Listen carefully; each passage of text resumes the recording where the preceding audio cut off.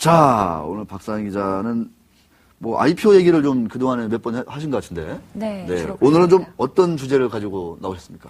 네, 오늘 IPO를 하기 전에 이제 네. 발행사에서 주관사를 선정하잖아요. 네. 현재 주관사 선정 작업 중인 현대 로지엠에 대해서 좀 이야기를 해보려고 합니다. 네. 현대 로지엠은 아시겠지만 현대그룹의 계열사이고요. 택배 사업을 주축으로 해서 국제물류나 3PL 이런 사업 등을 영위하고 있습니다. 그리고 최근 들어서는 현대 엘리베이터나 현대 상선과의 어떤 지분 관계 때문에 그 중요성이 점차 커지고 있는 그런 실정입니다. 그리고 그 현대 로지엠이 이제 주관사 선정 작업에 착수한다 뭐 이런 얘기는 10월 11월부터 나왔었는데요. 네. 11월 30일 날 RFP 입찰 제안 요청서를 발송을 했고요. 9일 날 이제 그 제안서가 마감이 됐는데 미래에셋증권이나 하나대투증권에서는 RFP를 받았지만 제안서를 제출하지 않았고 그 밖에 증권사에서는 제출을 완료한 것으로 파악이 됐습니다. 예, 그렇다면 그 현대 로지엠이 상장에 나서게 된 계기는 무엇이 있을까요? 그 회사가 직접적으로 뭐 자금이 필요해서 그런 건 아니고요. 네. 우리 블랙스톤 PF가 올 1월 달에 그 유상증자 형태로 들어왔거든요. 블랙스톤에서. 네, 2년 6개월 안에 IPO를 하겠다고 약속을 했기 때문에 그런 그 엑싯 차원에서 추진이 되고 있는 것으로 그렇게 파악이 됩니다. 그러니까 이 사모펀드와의 약속을 지켜서 사모펀드가 투자한 자금을 이제 회수해서 나갈 수 있도록 그렇죠. 그 기회를 주겠다는 차원이죠. 자, 그러면 그 약속대로 하면 언제까지 좀 이 IPO를 마무리해야 되는 거죠? 2013년 상반기까지 마무리가 돼야 2013년 되죠. 상반기. 네. 근데 뭐 시기야 뭐 양측에서 합의를 하면 더 늘어날 수는 있겠지만 연장은 되겠지만 이게 투자 기간이 늘어날수록 목표 수익률이 늘어나기 때문에 현대 로지엠 측에서는 약속한 기간 내에 아마 상장을 완료할 것으로 그렇게 예상이 됩니다. 예, 이 로지엠이 옛날에 현대택배 아닌가요? 혹시? 예, 맞습니다. 이름 바꾼 거죠? 예.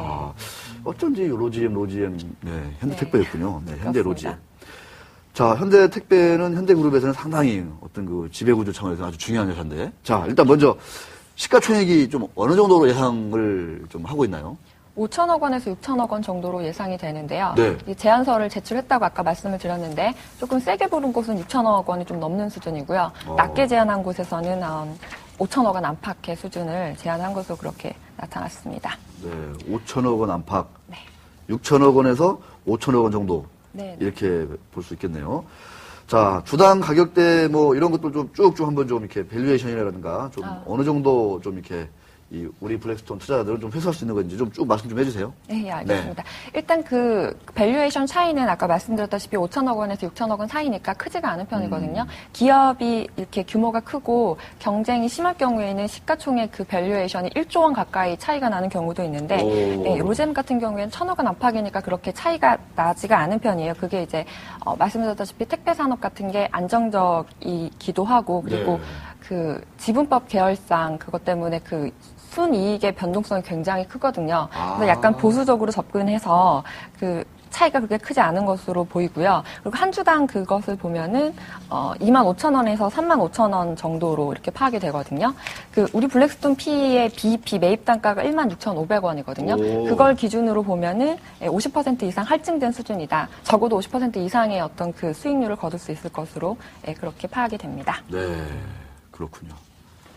박상환 기자. 예, 그러면 보유하고 있는 이 사업 동향이 안정적이라고 보이는데 그러면 실적이나 경영 상황도 실제로 이렇게 안정적인지요? 네, 매출액이랑 영업이익은 굉장히 안정적으로 나타나고 있거든요. 5년간 매출액 같은 경우에는 6천억 원에서 8천억 원, 영업이익은 100억 원에서 150억 원의 그런 추이를 보여주고 있습니다. 반면 순이익은 뭐 한 해에 적자가 나면 그 다음에는 뭐 흑자가 나고 이런 식으로 계속 그 지분법 이익 때문에 굉장히 그러니까 그 변동성이 굉장히 큽니다. 크다. 네.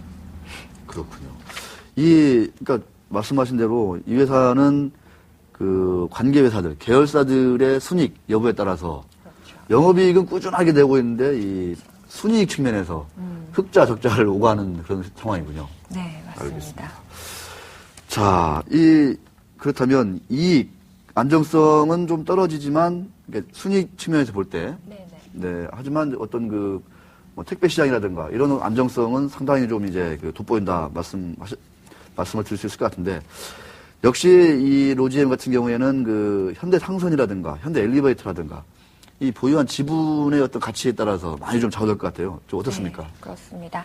말씀하신 것처럼 현대 로지엠은 현대 엘리베이터의 최대 주주이고요. 다시 현대 엘리베이터가 현대 상선의 지분을 보유하고 있습니다. 각각의 지분율은 26%, 24% 이렇게 되고 있고요. 그래서 순이익에서 그 지분법 손익이 차지하는 비중이 클 수밖에 없습니다. 네, 현대 상선 같은 경우에는 이제 컨테이너 운송이 주력인데 글로벌 경기에 민감하게 연동이 되잖아요. 그래서 좀 고전하고 있는 상황이고요. 현대 엘리베이터 같은 경우에는 현대 상선 주가를 기초 자산으로 하는 파생 상품에다가 투자를 했는데 그게 3분기에만 1,088억 원이 났거든요. 엄청난 금액이죠. 예. 이런 상황이기 때문에 또 그 파생 상품 계약이 2015년까지거든요. 그러니까 앞으로도 그 계속 적자가 날 가능성이 매우 높습니다. 네.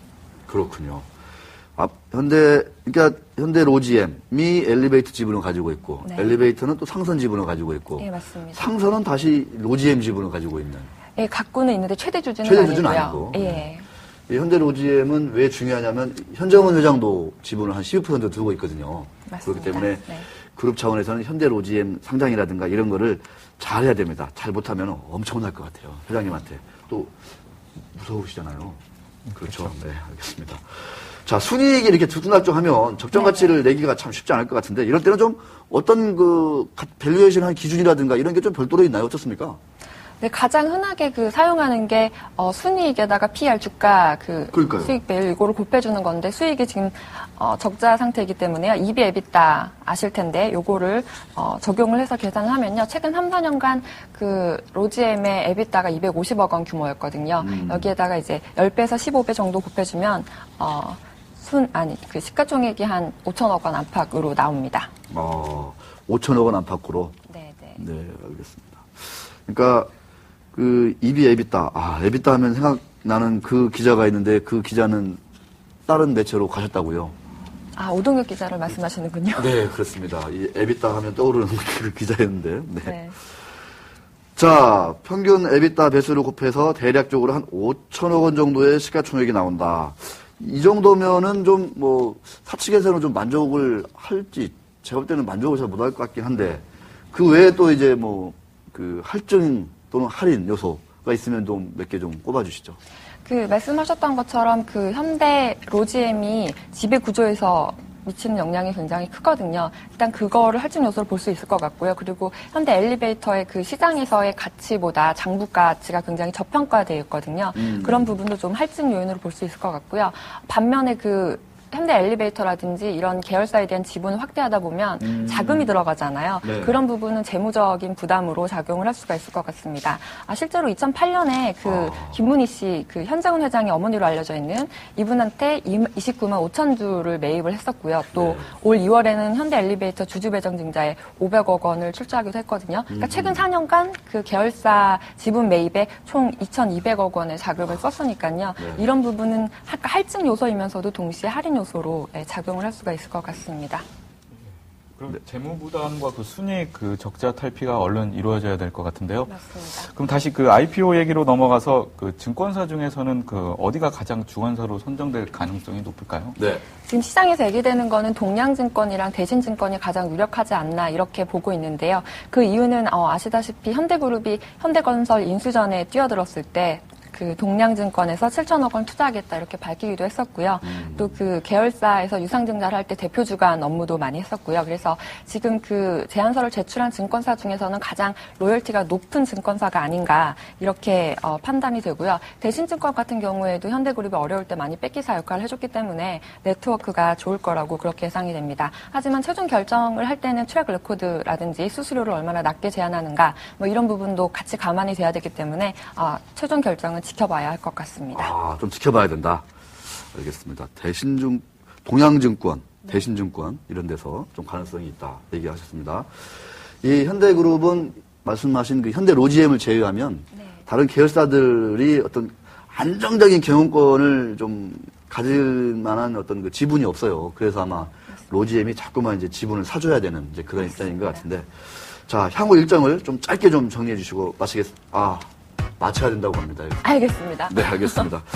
한 15일 정도에 이제 예상 증권사가 주관사가 발표될 예정으로 있습니다. 자, 오늘 박상환 기자 수고 많이 하셨습니다. 네, 고맙습니다. 네.